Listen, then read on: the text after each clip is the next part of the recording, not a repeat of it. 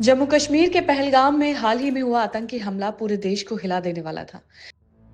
इस हमले के बाद सुरक्षा एजेंसियों ने बड़ा अभियान शुरू कर दिया है। जानकारी के मुताबिक इस हमले में शामिल स्थानीय आतंकियों के खिलाफ जगह जगह सर्च ऑपरेशन चलाया जा रहा है। अनंतनाग जिले के बिजबेहरा के पास त्राल इलाके में गोरी गांव में एक आतंकी के घर को बम से उड़ा दिया गया है। बताया जा रहा है कि यह घर आदिल नाम के आतंकी का था, जो पहलगाम हमले में शामिल था। जब सुरक्षा बलों ने इलाके में तलाशी अभियान शुरू किया तो उन्हें इस घर में कुछ संदिग्ध चीजें नजर आई। सुरक्षा बलों ने खतरे को भांपते हुए पहले खुद को सुरक्षित दूरी पर कर लिया और फिर थोड़ी देर में उस घर में जोरदार धमाका हुआ, जिससे वो पूरी तरह से तबाह हो गया। इसी तरह त्राल में एक और आतंकी आसिफ शेख का घर भी ध्वस्त कर दिया गया है। ये घर लश्कर ए तैयबा से जुड़े आतंकी का था, जिसे जम्मू कश्मीर प्रशासन ने बुलडोजर की मदद से गिरा दिया था। ये दोनों आतंकी हाल ही में हुए हमले में शामिल थे। जानकारी के मुताबिक आतंकी आसिफ के घर में भारी मात्रा में विस्फोटक सामग्री छुपाई गई थी।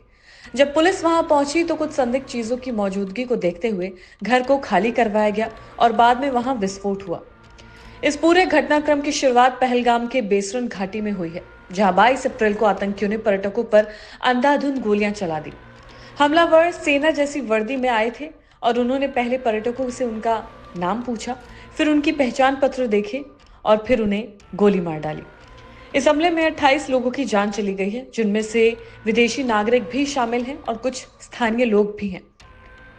इसके अलावा लगभग 14 लोग गंभीर रूप से घायल बताए जा रहे हैं। इस हमले की जिम्मेदारी लश्कर ए तैयबा से जुड़े एक आतंकी संगठन टीआरएफ ने ली है। ये हमला अमरनाथ यात्रा की शुरुआत से ठीक पहले हुआ, जिससे लोगों में डर और गुस्से का माहौल बन गया है। ये घटना पुलवामा हमले के बाद जम्मू कश्मीर में सबसे बड़ा आतंकी हमला माना जा रहा है। पुलवामा हमले में फरवरी 2019 में सीआरपीएफ के 47 जवान शहीद हुए थे। हमले के तुरंत बाद प्रधानमंत्री नरेंद्र मोदी ने कहा कि इस कायराना हमले का जवाब दिया जाएगा और आतंकियों को किसी भी हाल में बख्शा नहीं जाएगा। इसके बाद सुरक्षा बलों ने बड़े स्तर पर अभियान शुरू कर दिया।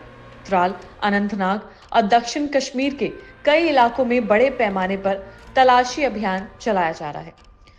सुरक्षा बलों ने बताया कि इस ऑपरेशन में अब तक 2000 से ज्यादा लोगों से पूछताछ की जा चुकी है और कई संदिग्धों को हिरासत में भी ले लिया गया है। सुरक्षा एजेंसियों के मुताबिक पहलगाम हमले में शामिल आतंकियों की पहचान हो चुकी है।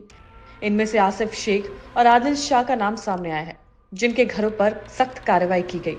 दोनों ही लश्कर ए तैयबा से जुड़े हुए हैं। इन आतंकियों का एक वीडियो भी सोशल मीडिया पर सामने आया है, जिसमें वो हमले के बाद खुद को जिम्मेदार बताते हुए सुरक्षा बलों को चुनौती देते नजर आ रहे हैं। त्राल और आसपास के इलाकों में सुरक्षा बल लगातार अभियान चला रहे हैं और आतंकियों के ठिकानों को एक एक करके नष्ट किया जा रहा है। सेना और पुलिस दोनों मिलकर काम कर रहे हैं ताकि जल्द से जल्द सभी हमलावरों को पकड़ा या मार गिराया जा सके। प्रशासन का कहना है कि आतंकियों के खिलाफ सख्त से सख्त कदम उठाए जाएंगे और उनके मददगारों पर भी कार्रवाई होगी। इस हमले के बाद पूरे देश में गम और गुस्से का माहौल है। कई राज्यों से आए पर्यटकों की मौत ने पूरे देश को झंझोर कर रख दिया है।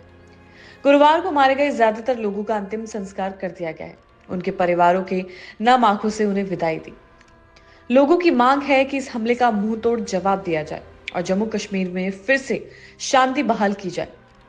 इस दुखद घटना के बाद जम्मू कश्मीर प्रशासन ने सुरक्षा व्यवस्था को और मजबूत कर दिया है। अमरनाथ यात्रा को लेकर भी सुरक्षा एजेंसियों को सतर्क किया गया है।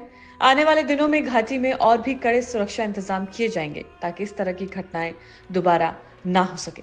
लेकिन फिलहाल लोगों को इंतजार है कि इन आतंकियों को जिंदा या मुर्दा पकड़ा जाए और बदला पूरा किया जाए।